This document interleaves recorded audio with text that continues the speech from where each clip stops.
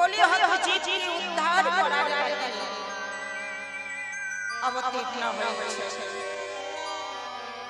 গৌর হরি নীতি প্রতিদিন প্রভাতকালে উঠে গঙ্গা স্নান করে তারপর প্রথমে শিবাশাসিনায় হরিনাম করে, হরিনাম করে নিত্য করে, তারপরে সুরধনীর তীরে তীরে হরিনাম করতে যায়।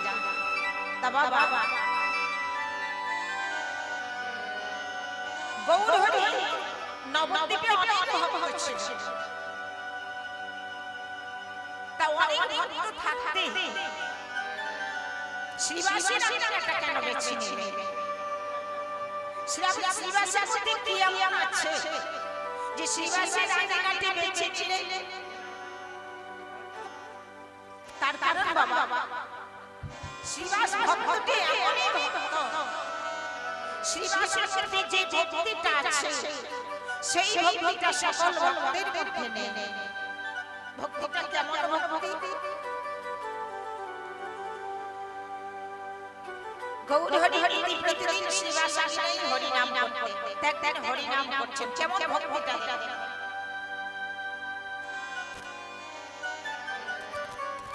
যখন হরিনামে মাতোয়ারা হয়ে গেছেন ভক্তগণ সবাই, এদিকে হয়েছে শ্রীবাসের একটাই মাত্র পুত্র, সে মারা গেছে।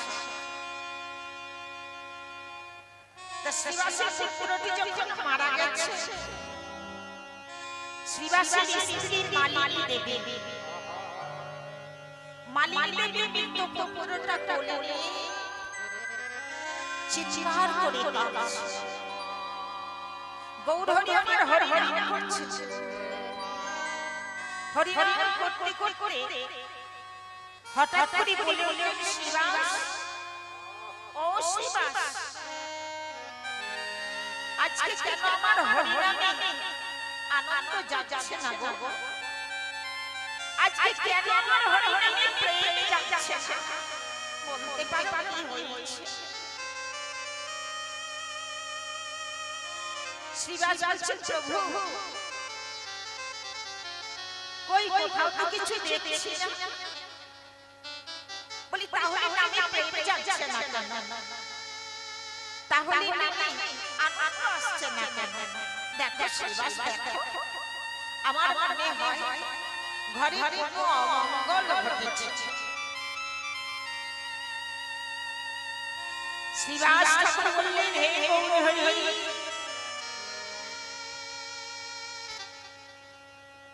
যার ঘরে মঙ্গলময় গৌর হরি বর্তমান, তার ঘরে কি করে অমঙ্গল হতে পারে? সেখানে তো কোনো অমঙ্গল হতে পারে না। না শ্রীবাস, আমার মনে হচ্ছে নিশ্চয়ই কোনো অমঙ্গল ঘটেছে। তুমি একটু দেখো না, দেখো। শ্রীবাস ঘরের ভিতরে গিয়ে দেখছে কি মালিনী দেবী মৃত পুত্রটা কোলে নিয়ে কাঁদছে। শ্রীবাস জিজ্ঞাসা করলেন, ও মালিনী, তুমি কাঁদছো কেন? কি হয়েছে? মালিনী দেবী বলছেন, কাঁদবো না, এই দেখো, এই দেখো, সবে মাত্র আমাদের একটাই পুত্র, সে যে তোমাদের ওই হরিনাম শ্রবণ করতে করতে ইহলোক ছেড়ে পরলোকে চলে গেছে গো। আর আর শ্রীবাস বললেন, ও মালিনী,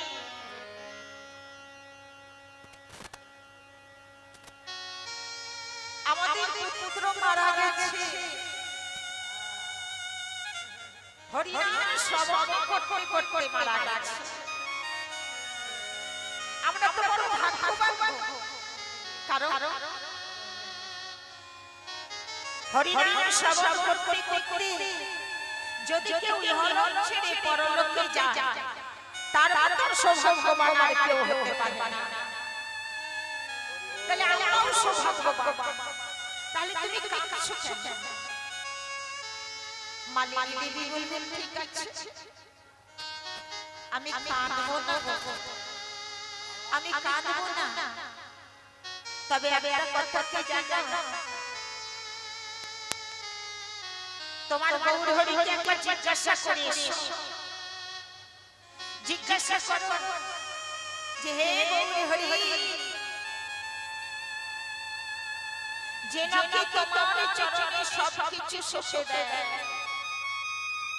মন প্রাণ জীবন যৌবন সব তোমার চরণে সঁপে দেয়, তাকে কি এমনিভাবেই কাঁদতে হয়? যাও যাও গৌর হরিকে একবার জিজ্ঞাসা করে এসো, তাহলে আমি আর কাঁদবো না। শ্রীবাস কথাটা শুনে আবার হরিনামে এসে যোগ দিয়েছে। গৌর হরি বলছেন শ্রীবাস কই বললেন না তো যে কি হয়েছে?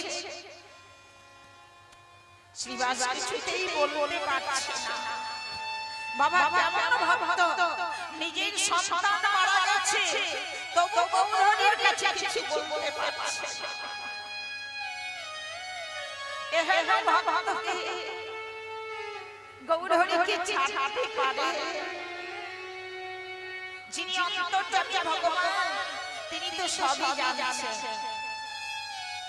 সবই জেনে শ্রীবাসকে বুকে জড়িয়ে ধরেছেন। শ্রীবাস বুঝতে পেরেছি তোমার পুত্র মারা গেছে আর তুমি কিনা আমার কাছে হরিনামে যোগ দিয়েছো, বুকের মধ্যে জড়িয়ে ধরেছো। তুমি নিয়ে এসো তোমার পুত্রকে আঙিনার মাঝে নিয়ে এসো। সেই মৃত পুত্রকে আঙিনার মাঝে নিয়ে এসে গৌর হরি কি করলেন? মৃত পুত্রকে ঘিরে দিয়ে নাম করতে লাগলেন। বলছে শ্রীবাস নাম করো, নাম করো সবাই মিলে। তাই সবাই মিলে মৃত পুত্রকে ধীরে ধীরে নাম করতে লাগলেন। হরে কৃষ্ণ হরে কৃষ্ণ কৃষ্ণ কৃষ্ণ হরে হরে রাম হরে রাম রাম রাম হরে হরে হরে কৃষ্ণ হরে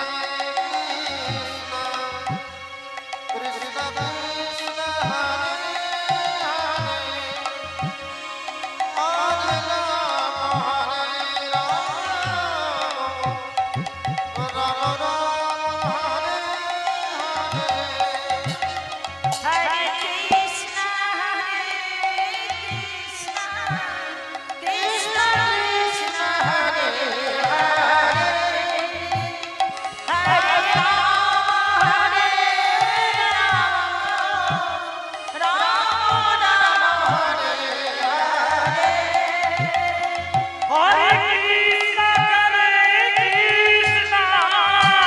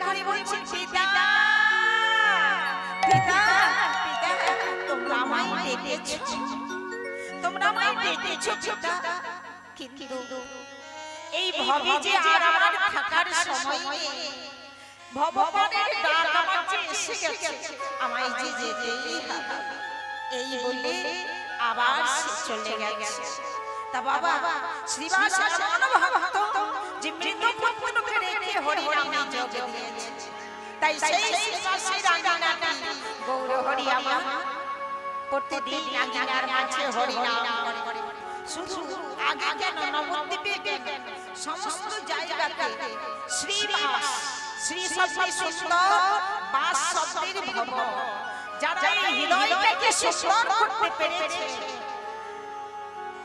বৈষ্ণব পদকবি বললেন সেই হৃদয় আঙ্গিনার মাঝে সেই শ্রীবাস মন্দির মাঝে এখনো হরিনাম হচ্ছে এখনো গৌর হরি আমার নিত্য করছে এখনো সে শ্রীবাস গানে গৌরী নাচে রে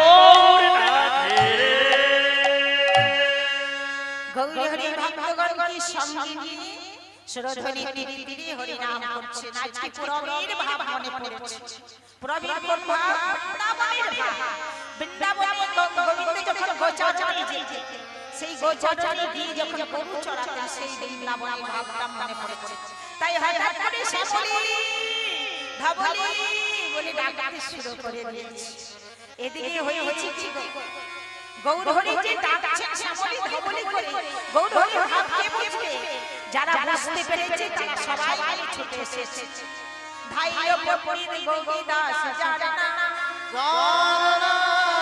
ভাইয়া রে বল করে আগোয়া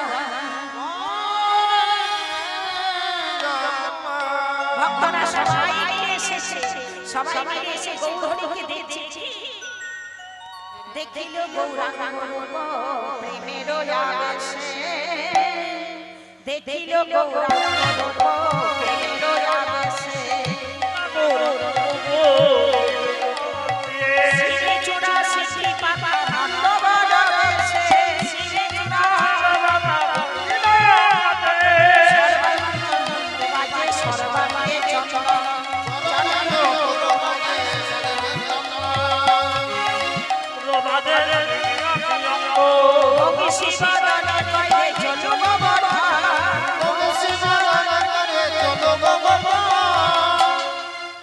ভক্তমণ্ডলী ভক্তিমতী আমরা ছোট করে গোবিন্দ গানে লিখে দিচ্ছি এবার লাইভ প্রবেশ করি সময় তো কম চলুন এবার আমরা বৃন্দাবনে গিয়ে ভগবান শ্রী গোবিন্দ কেমন ভাবে গোচারণে যাচ্ছে। প্রভাত কাল হয়ে গেছে তো, মধুময় শ্রীধাম বৃন্দাবন।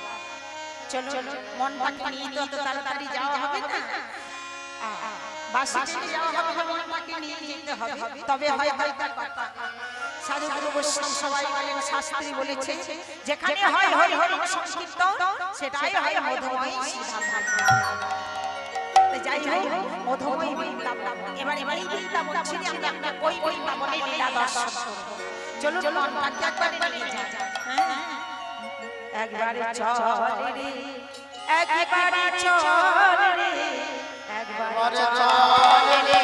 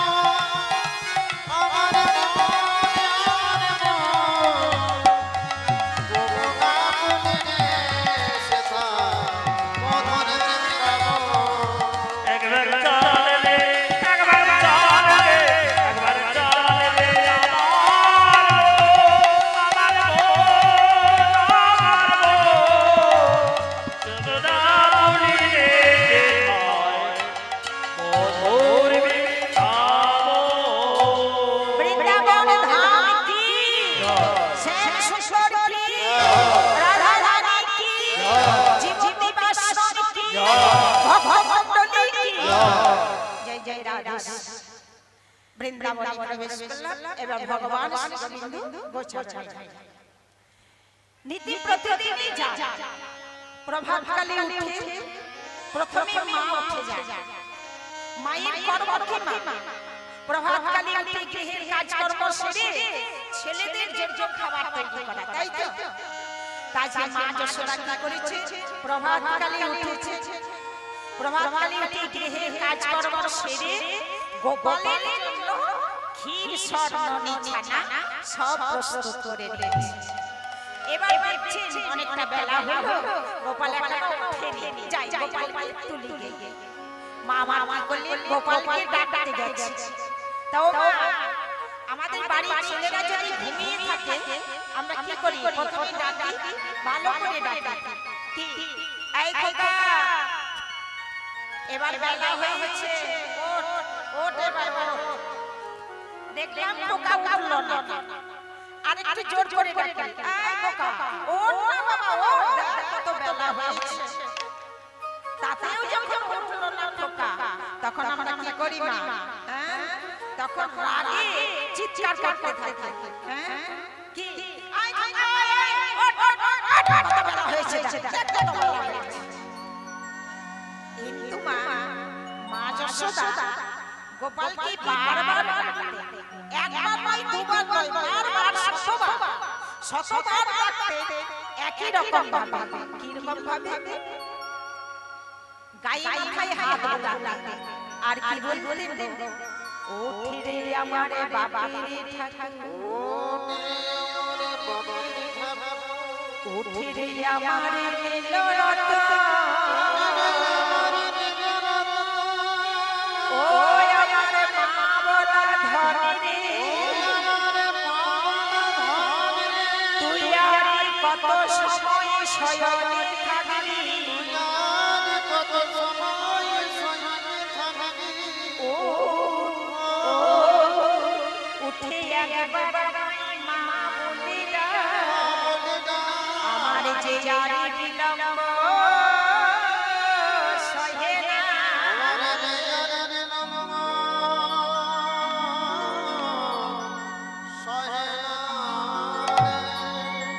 কত সুন্দর করে ডাকতেন মা যাই হোক গোপালকে তুলে বিছানা হতে তুলে হাত মুখ ধোয়াইয়ে দিয়েছে ক্ষীর সর ননি ছানা খাওয়াইয়ে দিয়েছে গোপাল বলছেন মা এবার আমায় সাজিয়ে দাও গোটে সাজে সাজিয়ে দাও দেখো না মা অনেকটা বেলা হয়েছে তো সকালে সবাই নিশ্চয়ই দাঁড়িয়ে আছে আমার জন্য দাও সাজিয়ে দাও মা বলছেন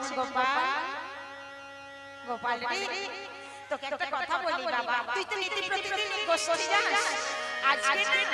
আজকে আমি নিশি ভোরে একটা দুঃস্বপ্ন দেখেছি তাই তো বলছিলাম বাবা আজকে আর তোকে গোষ্ঠী যেতে হবে না যাব না না বাবা আজ আর যেতে হবে না গোপাল মায়ের কথা থেকে আর যেতে পারল না মায়ের আঙিনার মাঝে আপন মনে খেলতে লেগেছে খেলা করছে এদিকে হয়েছে কি শ্রীরাম রাম বসুরা সকল সখাগণ ধেনুবৎস নিয়ে রাস্তায় দাঁড়িয়ে আছে রাজপথে দাঁড়িয়ে আছে তা হ্যাঁ গো এখানে শ্রীরাম রাম বসুরা জীব জগৎকে একটা শিক্ষা দিলেন যে হে জীব জগৎ তোমরা যদি ভগবানকে পেতে চাও তোমরা যদি ভগবানের কৃপা লাভ করতে চাও তাহলে তোমরা সবাই মিলে রাজপথে দাঁড়িয়ে অপেক্ষা করো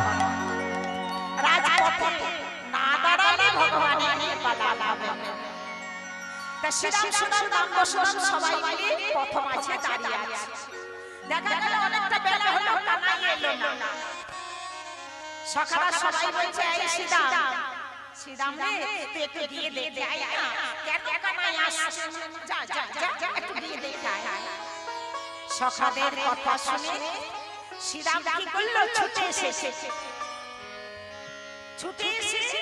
মায়ের দরজার কাছে উকি মেরে দিয়েছে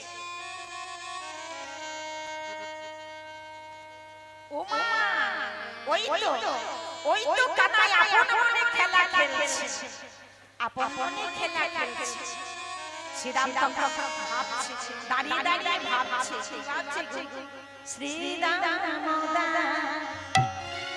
দাঁড়ায়া রে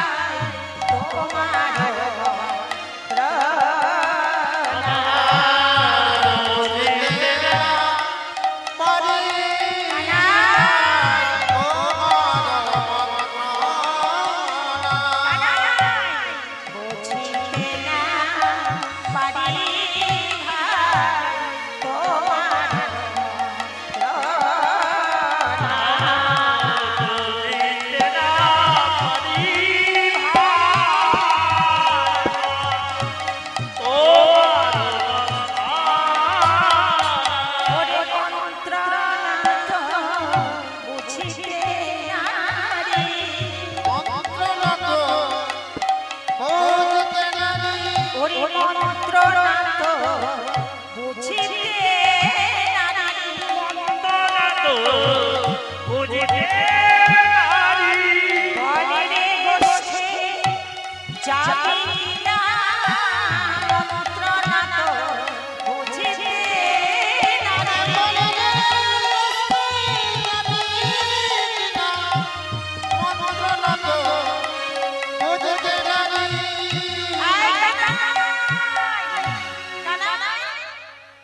যাবি না চেয়ে দেখ ভগবানে চেয়ে দেখ কত বেলা হলো গোষ্ঠী যাবি না এই দেখ এই গোষ্ঠী যাওয়ার জন্য তোকে নীতি প্রতিদিন টাকাটা করতে হয় কেন রে কেন তুই কি আমাদেরকে কিনে রেখেছিস হ্যাঁ প্রতিদিন সাদা সাদি করতে হয় কানাই গোষ্ঠী চল বলে সাদা সাদি করতে হয় কেন নিত্য নিত্যই সাধিব তবে বসে যাবি সাধিব তবে বসে যাবি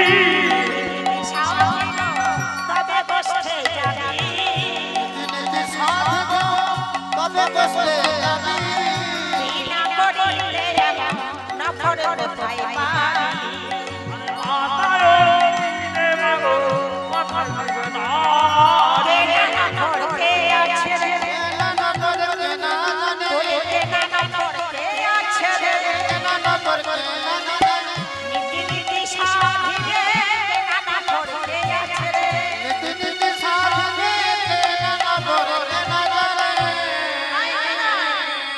প্রতিদিন সাদা সাদি করবে তোকে কে কাকে কিনে রেখেছিস কানাই বলছে শ্রীরাম রে শোন শোন আজকের মতো না আমি ঘরেই থাকি হ্যাঁ আজকের মতো তোরাই যা না আজকের মতো ধন্যবর্ষ নিয়ে তোরাই বসে যা কি বলবি আমরা যাব আমি বুঝতে পেরেছি তুই তাই বলবি কিন্তু জানিস না এই প্রতিদিন তোর যেতে বিলম্ব দেখে আমরা আপনার মনে মনে ভেবেছিলাম যে তোকে রেখে আমরাই বসে যাব কিন্তু কি হয় জানিস হয় ওই যে ধেনুবংশগুলো আছে না ওরে আগে যত চালাই ধেনু পাছু পানে যা আগে যত চলাই ধেনু পাছু পানে যা আগে যত চালাই ধেনু পাছু পানে যা আগে যত চলাই ধেনু পিছু পানে যা হারিয়া তোমার না হে রাজা চাঁদ মুখো তাহে রিয়া না হে চাঁদ মুখ না হে রাজা আরিয়া চাঁদ মুখো না রে বাবা জয় দাদা জয় দাদা জয় দাদা হে বৎস জয় দাদা হে বৎস জয় দাদা হে বৎস জয় দাদা হে বৎস জয় দাদা আমরা যেতে চাইলে কি হবে ধেনুবর্ষ তারা যাচ্ছে না যদি কোন রকমে এক পদ এগিয়ে যাচ্ছে তখন দেখছি ওমা আবার দুই পদ পিছিয়ে যাচ্ছে তাই ভাই কানা তোকে ছাড়া যে আমরা যেতে পারবো না জানিস রে তোকে ছাড়া যখন আমরা মায়ের কোলে ঘুমাইয়া থাকি মায়ের বলে ঘুমাইয়া থাকি সদা সর্বদাই কানাই কানাই বলে ডাকি বলে ডাকি সদা সর্বদাই কানাই কানাই কানাই কানাই বলে ডাকতে থাকি তোকে ছাড়া আমরা এক পদও চলবো না কারণ বনে নিয়ে যদি কোনো বিপদ হয় তুই তো আমাদের রক্ষা করবি তোকে ছাড়া আমরা যাব না চল ভাই কানাই মা শুনতে পেয়েছি মা যশোদা চাইছি না কি বললি রে শোন শোন বাবা আজ আমি একটা দুঃস্বপ্ন দেখেছি কানাই কাজ গোষ্ঠী যেতে দেব না আজ আমার তোরাই যা বলি ও মা যেতে দাও না মা বলি না না না না যেতে দেব আর শোন ওই বনে বনে কত হিংস্র জন্তু জানোয়ার আছে বনে আমার কানাই পায়ে ব্যথা লেগেছে আমি যেতে দেব না বলি ও মা তুমি যেটা ভয় করছো সেটা নয় গো তোমার কানাই জন্তু জানোয়ার দেখে ভয় পাবে কি করে গো হ্যাঁ